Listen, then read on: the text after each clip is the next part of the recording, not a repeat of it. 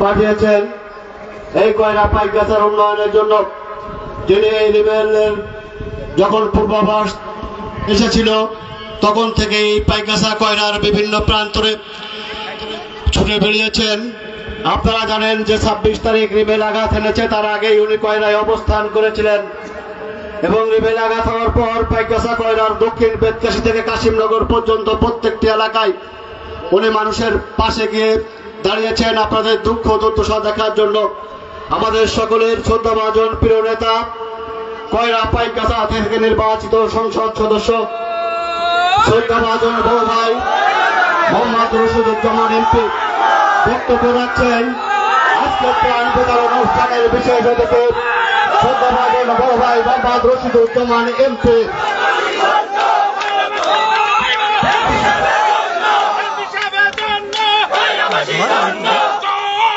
বিসমিল্লাহির রহমানির রহিম।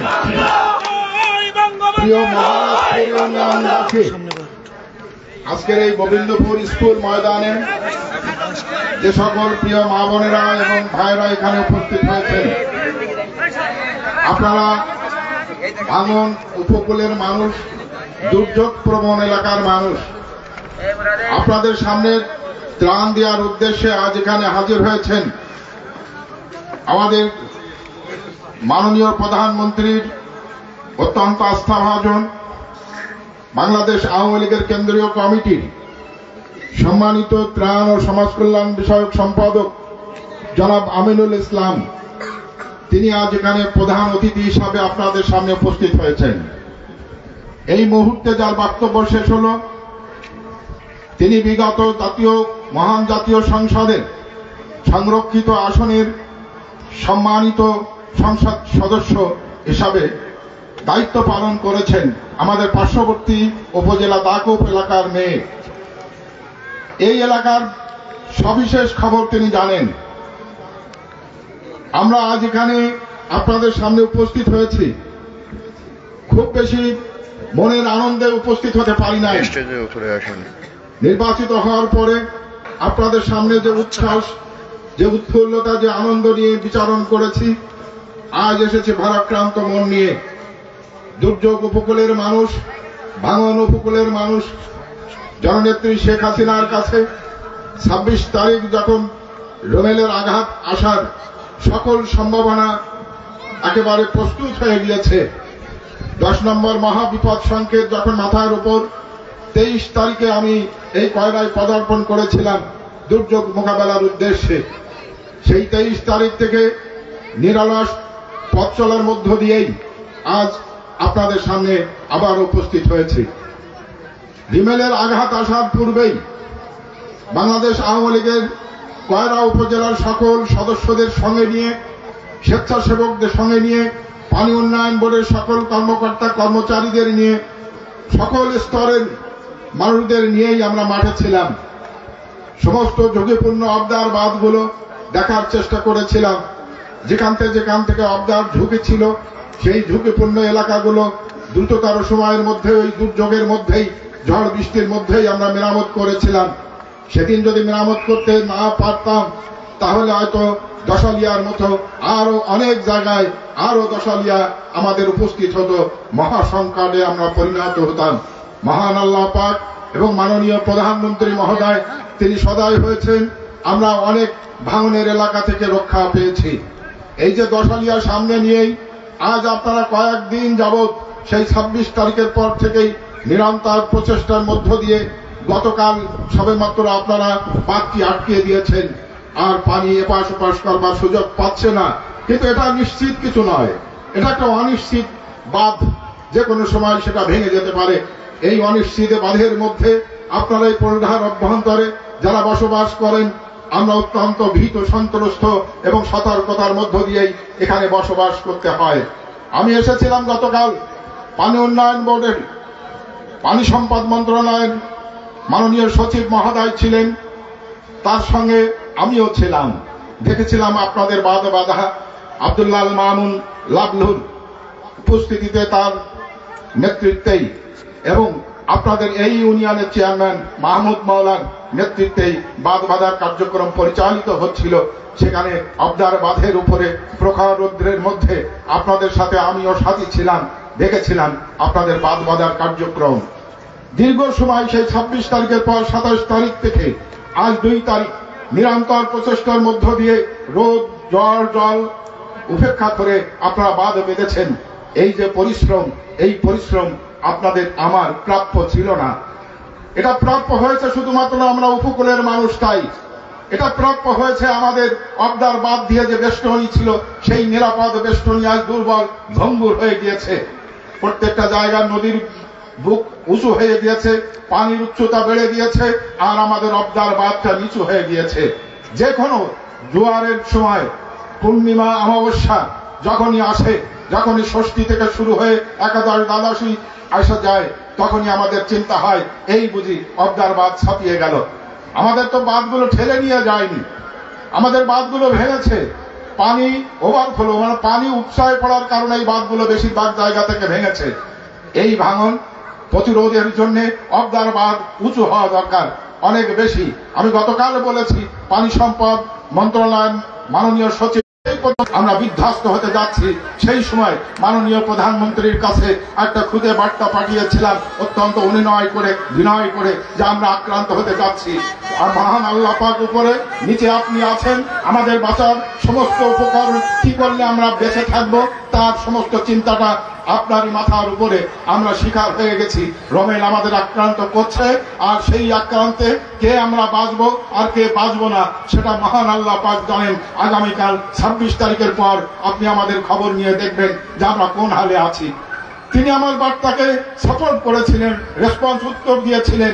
মাননীয় ত্রাণ প্রতিমন্ত্রী মহোদয় তিনি এখানে যখন এসেছিলেন, তিনি বলেছিলেন যে মাননীয় নেত্রী আমাকে পাঠিয়েছেন, আপনার বার্তার প্রেক্ষিতে একনেকে আলোচনা করেছেন যে এই কয়রায় অন্য কোথাও যাও আর নাই যাও, তুমি কয়রাতে যাবে, কি সেখানকার পরিস্থিতি আমাকে জানাবে। এমপির সঙ্গে আলোচনা করে যে তার কি লাগবে, আমাকে বললেন যে আপনার কাছে জানতে চেয়েছেন যে কি লাগবে। আমি বলেছি বিনয়ের সঙ্গে মাননীয় ত্রাণ প্রতিমন্ত্রী মহোদয়কে যে আমার কিছুই লাগবে না, শুধু নেত্রীকে একবার আসতে হবে, তাহলে আমার সমস্ত প্রাপ্য তিনি বুঝে দিতে পারবেন, আমার না চাওয়া বিষয়গুলো তিনি বুঝে দিতে পারবেন। আমি তাকে সংসদেই বলেছিলাম, মাননীয় নেত্রী আগামী 2 দিন পর সংসদ শেষ হবে, আমি বাড়িতে যাইব, আমার মানুষের কাছে, মা বোনদের কাছে ওয়াদা করেছি যে আমার সুপেয় পানি প্রয়োজন।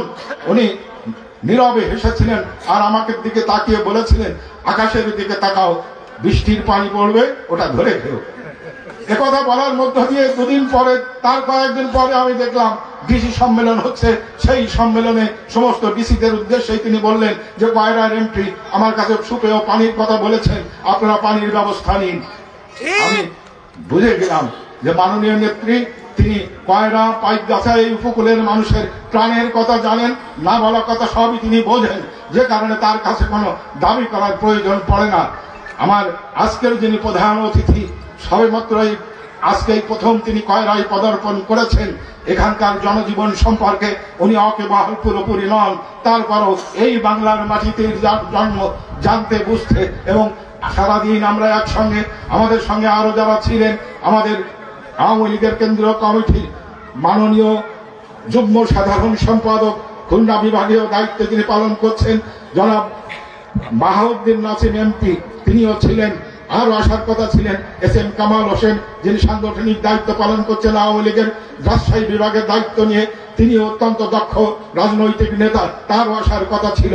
বাহাউদ্দিন নাসিম ভাই গোড়াইখালী পর্যন্ত এসেছেন, তেলিখালী দেখেছেন, গোড়াইখালী দেখেছেন, তার অত্যন্ত জরুরি তলব ছিল ঢাকাতে, সে কারণে গোড়াইখালীর পরে তিনি চলে গিয়েছেন, দায়িত্ব দিয়েছেন আমিনুল ইসলাম ভাইয়ের উপরে। আমরা তার সঙ্গে আছি, বক্তব্য তিনি রাখবেন। আমি শুধু আপনাদের কাছে বিনয়ের সঙ্গে বলতে চাই, জীবন আমাদের যুদ্ধে, এখানে পরাজিত হওয়ার কোনো সম্ভাবনা নাই। বিজয় আমার নিশ্চিত। জননেত্রী শেখ হাসিনা তিনি আমাদের সঙ্গে লড়াই করছেন, বিজয় এনে দিয়েছেন জাতির জনক বঙ্গবন্ধু শেখ মুজিবুর রহমান, তিনি এই বাংলাদেশ তৈরি করে দিয়ে গিয়েছেন, তারই সুযোগ্য কন্যা হাল ধরেছেন। আমরা তার সৈনিক, আমরা তার সাথে আছি। বিজয় হওয়ার সম্ভাবনা, পুরোপুরি সম্ভাবনা, আমরা বিজয়ী হব, যুদ্ধ করব আমরা প্রকৃতির সঙ্গে। এখানকার কয়রার মানুষ বাঘের সঙ্গে যুদ্ধ করে, কুমিরের সঙ্গে যুদ্ধ করে বেঁচে থাকে, আর যুদ্ধ করছি আমরা প্রকৃতির সঙ্গে। এ যুদ্ধ আমরা জিতব। যদিও আমরা প্রকৃতির সাথে, প্রকৃতি হলো মহাশক্তিশালী, কিন্তু তাকে প্রতিরোধ করে আমরা এই কয়রাবাসীর মানুষ যেভাবে বেঁচে আছি, আগামীতে আরো সুন্দরভাবে জননেত্রী শেখ হাসিনার নেতৃত্বে আমরা বেঁচে থাকতে পারবো ইনশাআল্লাহ। আপনারা বাঁধ বেঁধেছেন। আমি বলেছি মাননীয় নেত্রীর কাছে সংসদ শুরু হবে 5 তারিখে। সেই 5 তারিখের আগেই আগামী 3 তারিখ আগামীকাল আমি ঢাকাতে চলে যাব সংসদ অধিবেশনে যোগদান করবার জন্য। আমি দেখা করব নেত্রীর সঙ্গে। আমি এখানকার চিত্র ধারণ করেছি ড্রোন ক্যামেরা দিয়ে। পানি উন্নয়ন বোর্ডের সমস্ত কর্মকর্তারা আমাদের এই এলাকার সমস্ত চিত্রগুলো উপর থেকে ক্যামেরা দিয়ে তুলে নিয়েছে। আপনারা বাঁধ বাঁধছেন, কোথায় কে বাঁধ বাঁধছে সমস্ত চিত্রগুলো আছে, কোথায় কোথায় ক্ষতি হয়েছে সমস্ত ক্ষতিগুলো আছে। আমি তার কাছে দাবি করেছিলাম লবণ পানি সংসার করা যায় না, এটা সংসারের জন্য লবণ পানি মহাশত্রু। আমাদের গাছপালা নেই, হাঁস মুরগি নেই, গরু বাছুর নেই, আমাদের শস্য শ্যামল ভূখণ্ড নষ্ট করেছে লবণ পানি। আমরা শস্য শ্যামল সেই ভূখণ্ড ফেরত পেতে চাই। ধান গুলা ভরা ধান, পুকুর ভরা মাছ, গোয়াল ভরা গরু, এটা প্রাণের দাবি আমাদের, এটা সত্য নয়। এই বাস্তব অবস্থায় আমরা ফিরে যেতে চাই। আর সেই বাস্তব অবস্থায় ফিরে যাওয়ার জন্য ওই দশালিয়া বাঁধে যারা শ্রম দিয়েছেন, সকাল থেকে সন্ধ্যা পর্যন্ত কাঠফাটা রৌদ্রের মধ্যে যারা শ্রম দিয়ে বাঁধ বেঁধেছেন, আজ হয়তো আপনারা পারিশ্রমিক হিসাবে নামমাত্র কিছু টাকা পাবেন, কিন্তু এই ত্রাণ আমাদের প্রয়োজন না, ত্রাণ আমাদের সমাধান না। এই বাঁধ বাঁধা পারিশ্রমিক এটা আমাদের সমাধান না, এটা আমাদের ক্ষণিকের বেঁচে থাকা। কিন্তু আমরা চিরস্থায়ী সমাধান চাই। আমার বাসার মধ্য দিয়ে আমি যে পর্যন্ত বাঁধব তার সমাধান চাই। আমার স্ত্রী, পুত্র, কন্যা, আমার প্রপুত্র সবাই যে যখন আসবে, জেনারেশনের পর জেনারেশন যারা এখানে জন্মগ্রহণ করবে, তাদের আমরা উজ্জ্বল ভবিষ্যৎ, নিরাপদ জীবন, এটাই আমাদের দাবি। আর সেই ভূখণ্ড তৈরি করবার জন্য আমরা জননেত্রীর নেতৃত্বেই আমাদের জেলা পরিষদের সদস্য আব্দুল্লাহ মাহমুদ লাবলু এবং মাহমুদ, তাদের নেতৃত্বে যুবলীগ, ছাত্রলীগ, কৃষক লীগ, আওয়ামী লীগ, মহিলা আওয়ামী লীগ যারা আছে, তারা অত্যন্ত সুন্দরভাবে আপনাদের মাঝে বন্টন করে দিবে। তা আমি আবারও আসবো সংসদ শুরু হওয়ার পর। যে কয়েকদিন ওখানে পরিশ্রম করা লাগে, নিরন্তর পরিশ্রম করেছে তো এই কয়রায় এবং পাইকগাছায়। সংসদে যেও বিশ্রাম সেখানে করবার সময় নেই। যখন বকরা ঈদের সময় সংসদ মুলতবি হবে, আবার আপনাদের মাঝে আমাকে পাবেন, এই আশ্বাস, এই বিশ্বাস এবং আপনাদের দোয়া কামনা করেই আমি আমার সংক্ষিপ্ত বক্তব্য এখানেই শেষ করছি। সবাইকে ধন্যবাদ। জয় বাংলা, জয় বঙ্গবন্ধু, জয় হোক বাংলার মহোন্নতির অংশে।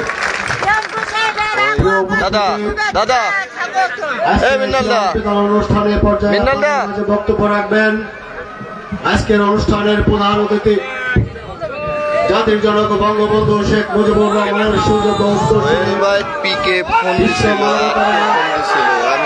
প্রজাতন্ত্রী বাংলাদেশ সরকারের মাননীয় প্রধানমন্ত্রী জননেত্রী দেশরত্ন শেখ হাসিনার আস্থাভাজন, যিনি বাংলাদেশ আওয়ামী লীগের ত্রাণ ও সমাজ কল্যাণ সম্পাদকের দায়িত্ব পালন করছেন, যিনি প্রধানমন্ত্রী দেশরত্ন শেখ হাসিনার নির্দেশনায় ঘূর্ণিঝড় নিমেলের পর সারা বাংলাদেশের অনেক এলাকায় এই ত্রাণ ও সমাজ কল্যাণ উপকমিটি নিয়ে বাংলাদেশের বিভিন্ন জায়গায় ত্রাণ সামগ্রী বিতরণ করে চলেছেন। আমাদের সকলের শ্রদ্ধাভাজন বড় ভাই, সাবেক ছাত্রনেতা, বাংলাদেশ আওয়ামী লীগের ত্রাণ ও সমাজ কল্যাণ সম্পাদক মোহাম্মদ আমিনুল ইসলাম আমিন এ পর্যায়ে বক্তব্য রাখছেন। আজকের অনুষ্ঠানের প্রধান অতিথি সাবেক একটু আগে অসাধারণ বাস্তবোচিত বক্তব্য রেখে আমার বক্তৃতার প্রয়োজনীয়তাটাকে ফুরিয়ে দিয়েছেন। এখানে আসার আগে গাড়ি নেমে একটু হেঁটে আসছিলাম, দেখলাম কিছু মানুষ রাস্তার দুই পার থেকে উৎফুল্ল হয়ে ওনাকে দেখে বলছিলেন, এরকম একজন এমপি আমরা চেয়েছিলাম।